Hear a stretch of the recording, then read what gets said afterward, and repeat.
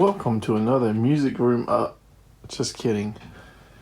So you might be wondering what we are doing in the music room in this garden vlog.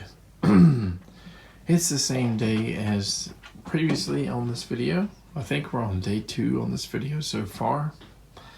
It's in the middle of the night, so I just didn't want to disturb anybody, didn't want to go outside in the middle of the night getting eat up by mosquitoes, and just figured I'd talk a little bit here in the music room, which isn't quite complete yet, and still don't have the bathroom stuff completed yet, so we don't have that wall up yet for our kids or guest bathroom renovation done. So off video, I planted a little Suriname cherry. So I'm looking at places where I know I can't plant large trees, things that get 12, 15 to 40 foot, but I can still plant things that are going to be smaller. Suriname cherries, between all the freezes, because it's subtropical, I've never had one get up to maybe more than 10, 12 feet. I'm sure it's possible that you can get some maybe to 15 feet or more, just in the 15 or however many years mine has been surviving. We always have a freeze that takes it down pretty low eventually. And as you guys know, if you watched the last video, we are kind of doing our end of the year planting. So anything we may want to plant, big, small, somewhat in between, we're trying to find spaces and time to actually plant those plants. We planted several mulberries, figs, a couple persimmons, avocado, couple avocados, 3, 4, I think 4, maybe 4 or 5 avocados. I think a white sapote, and that larger red hybrid Jaboticaba. And if I said this on the video previously, I'm sorry. Either you'll see it or hear it here, or I'll edit it out. And if I don't edit it out, I guess you just heard me repeat myself. And we have quite a few plants, seedlings and stuff that and even rooted cuttings we did to donate, to the local garden clubs and just people around here in my local neighborhoods, and this county and the county over, just people I know or associate with, or garden clubs. So we have a few things to donate, and we have some things, we could tap into more white sapotes. We could tap in and do more avocados. I'm definitely going to keep a few of my persimmons, if not all of them. I think I want to donate about half of them though, because they're cheap. You can buy the seeds cheap online, 100 seeds, cold stratifying, 30, 40, 50 days, and just have them sprout. And within about 2 years, you can graft them. White sapotes here, however, the seeds are pretty expensive a lot of times. Jaboticaba's seeds are pretty expensive most of the time. We just couldn't, we sprouted a lot of the Jaboticabas, the Sabaras, and the red hybrids, and the majority of them just didn't do well. We had quite a few die. We had quite a few that just didn't grow, and they got a lot of brown stems and didn't look very good, and just kind of declined or withered away over time. And then we had a handful of the red hybrids that just seemed to take off, and then one single Sabara that took off, and we decided we're just going to donate that Sabara with the rest of our red hybrids. So we ended up planting mostly the Sabaras and the red hybrids that were not looking good, that were not doing well, hoping that some of them would hit the ground and the soil here would somehow magically fix them. And some of them may have died, probably 1 or 2 of them have died. Most of them, I think, are still alive, but we haven't had any super cold weather yet. So, long term, are any going to be in the ground, living, surviving, thriving in a year or two, or just next spring? Probably 8 months, a year ago, 6 months ago, I don't know. I had kind of a strategy in mind for the mulberries and the fig trees, the ones that I were getting, cuttings and, or rooted cuttings that were already rooted from nurseries. And, I was like, I'm going to keep them in a pot until I have a backup of all of them. The problem is, a lot of them, especially,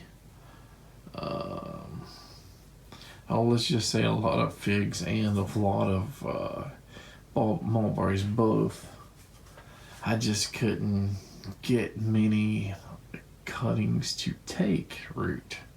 And sometimes in the pot they would do good, sometimes in the pots they would start to decline.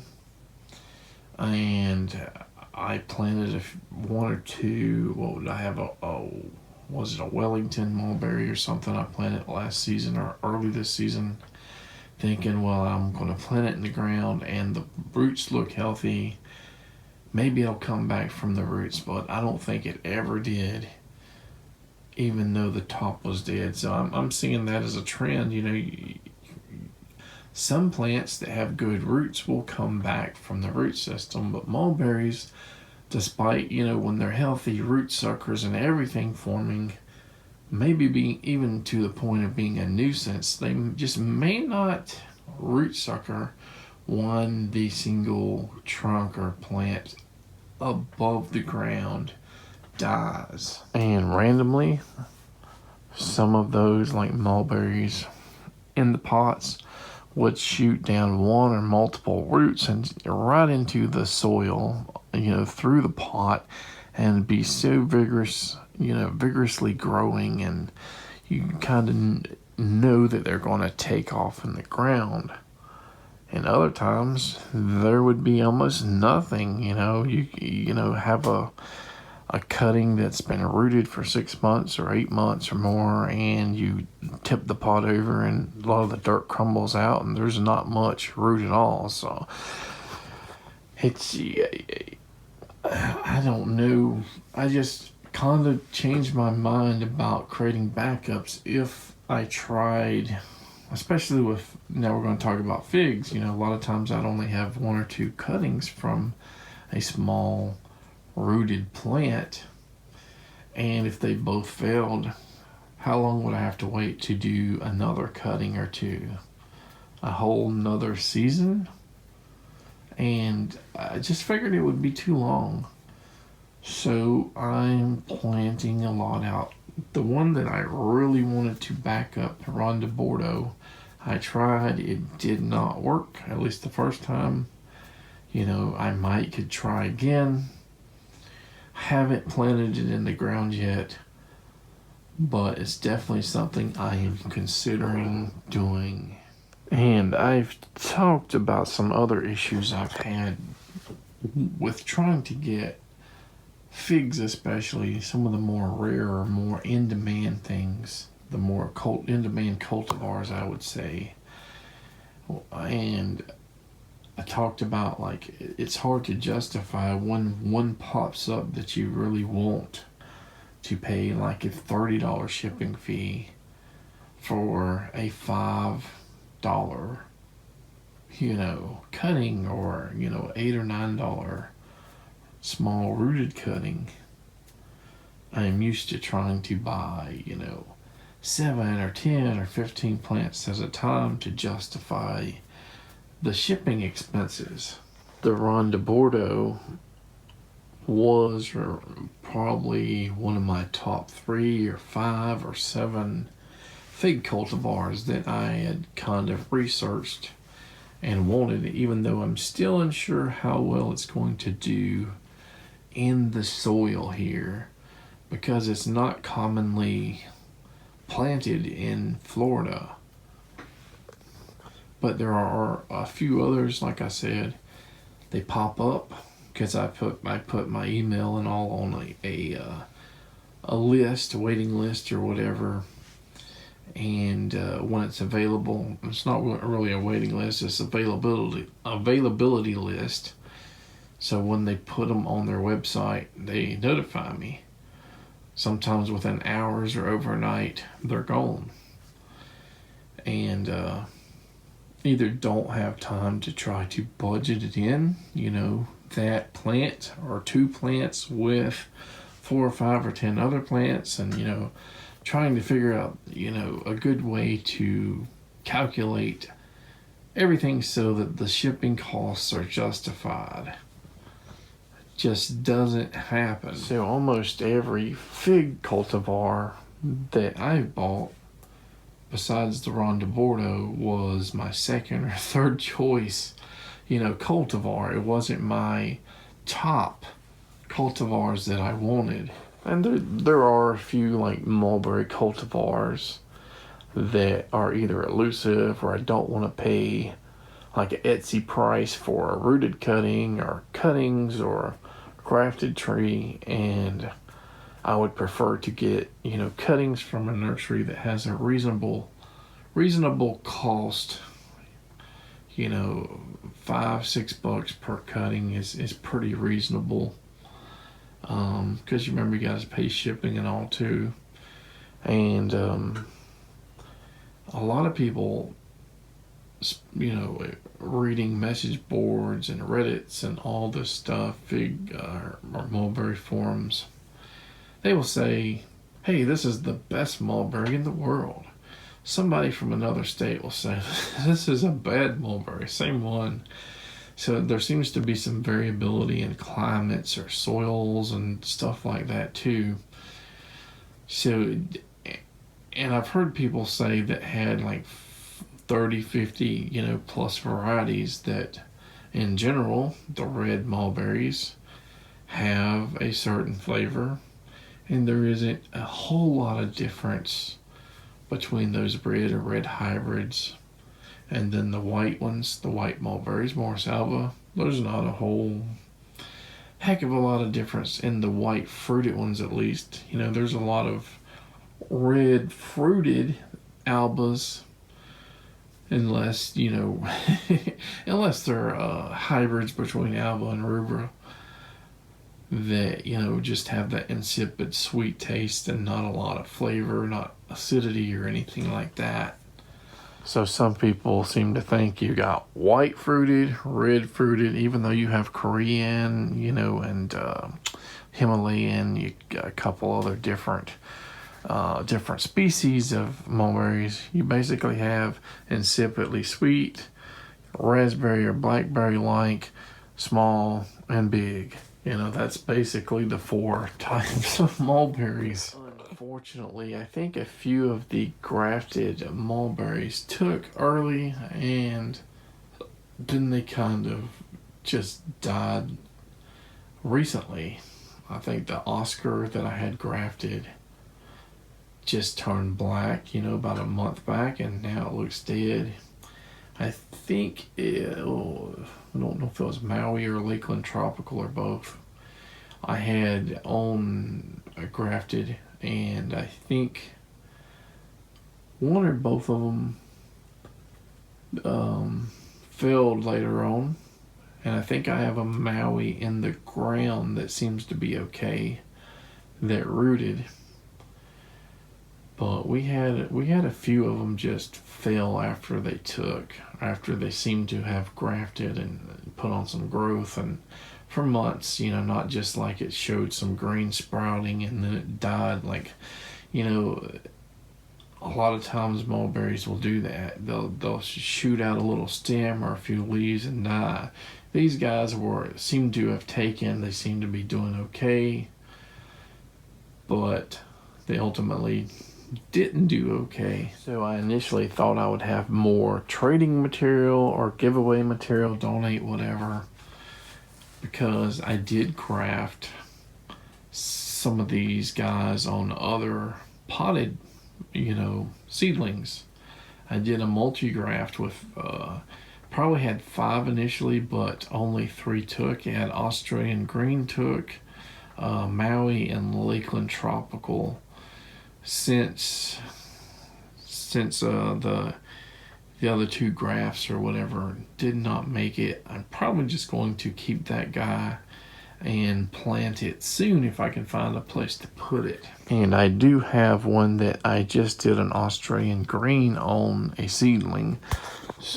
So if one failed, I would have a backup. And I had 2, I think, Blackbird cultivars take, one on a seedling in the ground, and that guy just shot up with some amazing growth. It's probably 10-12 foot in the air right now, and another one in a pot. So again, back up, make sure everything's going to do well, donate, trade, do something with. So yeah, that 3-in-1 I think will be a good thing to plant if I can find the place to plant it. And I have a Korean or Kokuso or whatever, and it'll be my 3rd attempt to put and keep it alive in the ground. You know, I can't believe I've bought a Kokuso or 3 times. It's crazy. But maybe the 3rd time's the charm. There are several cultivars of mulberries that we just did not have luck with, and most or many of them, well, some of them were mystery ones that we didn't know anything about, but ones we, bought with intent, with intentionally bought looking forward to seeing the fruit on them, that failed, or it's just highly disappointing. Am I going to replace some or all? I don't have to. I mean, the amount of mulberry genetics on my property is pretty crazy when you consider that most people consider mulberries a minor fruit that just has no big amount of significance, that a lot of people use to lure wildlife away from their bigger major crops. So more mulberry cultivars in the future, to be determined, possibly, probably more fig cultivars in the future, if we can actually find them when we have the budget and we can make the shipping costs work with everything. There definitely are quite a few fig varieties that seem to potentially stand out, reading descriptions and talking to people and stuff, that stand out over just brown turkey and Celeste and all that. And what about white sapote grafting? I seen that when a white sapote sprouts, it seems to have some pretty fast growth. I thought, well, by the winter time, these guys might be ready to graft, but they seem to have slowed down quite a bit after they sprout and get a few sets of leaves on them. So I'm not comfortable trying to find scionwood cuttings to try to graft what I have, and so it looks like we're probably just going to see what survives through the winter. And if something survives the first winter, most likely I'm assuming that many, if not all of these, would be potentially big enough to hold grafts. How about new persimmon cultivars? I have seedlings for a reason. There definitely are going to be places I'm going to put American persimmon seedlings in the ground. There are definitely going to be grafting attempts in pots, but I'm running out of probably prime locations, and multi-grafting persimmons, from everything I've read, because the trees self-prune a lot of people say it's not a good idea because eventually, if you have 2 or 10 grafts on a tree, that tree's going to prune itself until it's got a single graft, a single cultivar, on the top of its rootstock. Avocados. I really don't want to go buy 2, 3, 4 more grafted types, cultivars of avocados, just to have them die in the summer or die from something, fungus, whatever gets them. And we have quite a few seedlings in the ground now that are alive. Some of them are doing better than others, just to see if we can keep them alive, to see if they thrive. Are they going to survive the winter? Are they going to thrive and grow and harden off and get big in the next few years? If so, we can just get scion wood and graft onto them. And instead of spending 40, 60, $100 a piece on a grafted avocado tree, that's just, from everything I've experienced, has a large chance of failing. I think it's an important lesson to learn that this permaculture thing, not everything you do is going to have a surefire success. And not everything that you want to do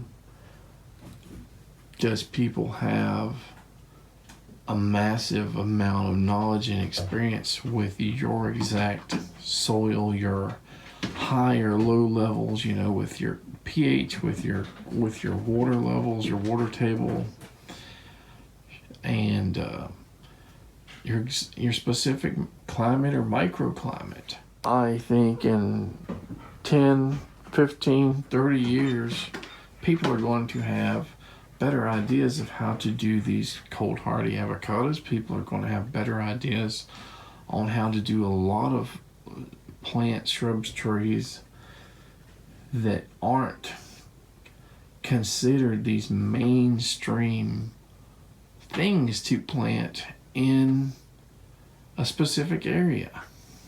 And if you want to experiment with or try to grow things in mostly untapped, that's probably not the word I'm thinking of, that untapped territory, you kind of like being a pioneer in the pawpaw realm, the Semina triloba.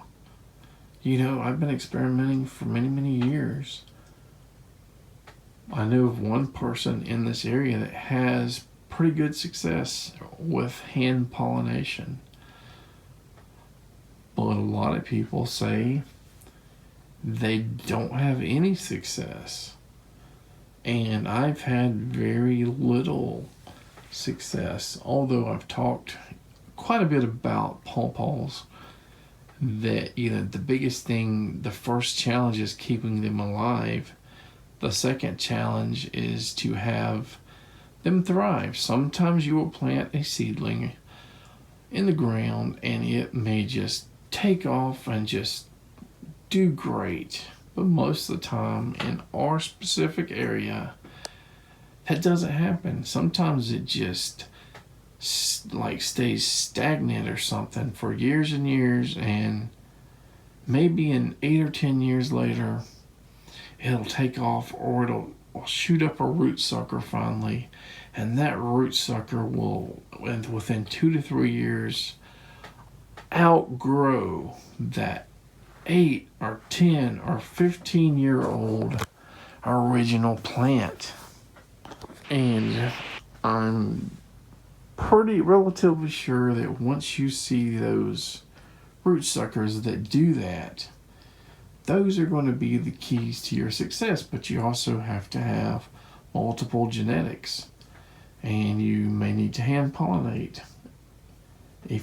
especially if you don't have the genetics right next to each other.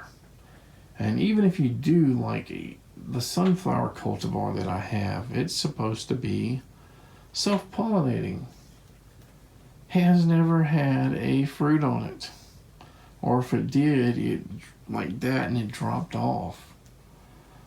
My sunflower flowers like crazy and just never ever has had fruit.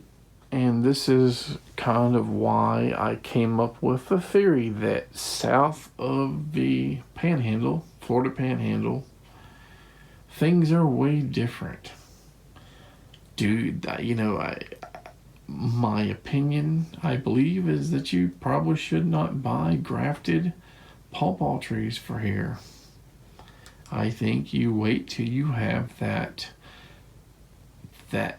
surviving plant through just a super thriving, fast growing sucker or two suckers, and either let those plants flower, pollinate, or you graft onto those super fast growing suckers. It has taken a long time for some of my original plantings, whether it be seedlings or grafted plants, to form those suckers that seem to do super well. I mean, years and years and years. 10, 12 years, maybe longer sometimes. And I still have a few grafted plants and seedlings that have never thrown suckers despite being in the ground for like 8 or 10 years. In the pawpaw zone or area that I have my main sunflower cultivar, I also have NC1 that blooms usually around the same time. Occasionally mango, and I think I've seen some flower buds from a newly grafted one in the area that I put on one of those root suckers. We probably have root suckers from at least 2 of those 3 grafted mango definitely, and sunflower or NC1. I would say sunflower on one of them. Not sure if the NC1 has shot out a sucker yet, based on just where they pop up in, relative to where the original plants are planted. We should have at least one new cultivar based on seeing a flower bud or a few flower buds on one of them. I don't remember if it was Summer's Delight or IXL or what it was that we grafted in that area.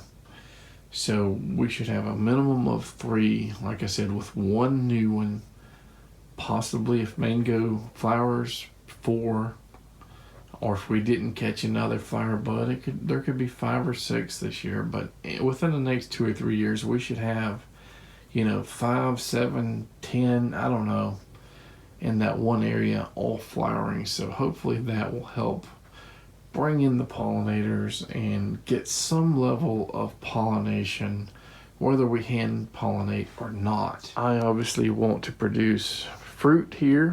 I've produced fruit here a few times from the Tennessee avocado one, which is, nothing like anyone ever described a pawpaw as tasting like. To me, it was kind of like a loquat meets an avocado that was a bit bitter near the peel, and you're not supposed to eat the peel, it's supposed to be bitter. But there's different levels of bitterness, I guess, between cultivars, and some people kind of want to either find one in the wild or breed out some of that bitterness. They want to breed out some of those seeds, the seed level to flesh ratio, and they want to breed in maybe larger fruit. But I want the fruit. I need the seeds. I need to get seeds that were bred here on this property. I need to get plants, seedlings that were bred here, and maybe that would help getting plants established for this area, because we're taking genetics that are capable of getting their chill hours and being happy in this climate, and hopefully breeding that into the next generation and maybe the next generation after that. And believe it or not, I've definitely thought about, hey, let's just go get outside seeds, cold stratify them, get as many seedlings in the ground in pots, put them, give them to people, put them, in wild areas, and hope to sometime between now and after I'm dead establish, fruiting trees that will somehow introduce people to the fruits. And but in a lot of ways that's going to complicate things more. It'd be nice if I were rich and had 100 acres just to plant thousands of pawpaw trees on, but that may be easier just because of the numbers. I don't know if that would actually be fun for me though. We have challenges here, financial challenges, space challenges, time challenges, and everything. So you kind of get to earn, whatever that comes that is great. You can say you actually worked for it and you earned that. It doesn't mean, getting seed from outside sources is always a bad idea, especially if you're going to graft. But again, if grafting is not the best and the most ideal solution for this specific area, what good is it to go out of your way to buy exports or import seeds or whatever, cold stratify them, grow them for 2 years, put all that time in, all the pots, buckets, buying soil, 2 years plus graft, grow out, and most likely those plants are going to die by whoever plants them in their yard. Versus when or if we have a good establishment of fruits and seeds and seedlings, having those available, they would be cheaper, that would be potentially easier. But it's late night and I'm just rambling. I don't know how things are going to go for sure. That's just the way I am theorizing, I guess, how it could go based on, again, our sort of area below that panhandle line.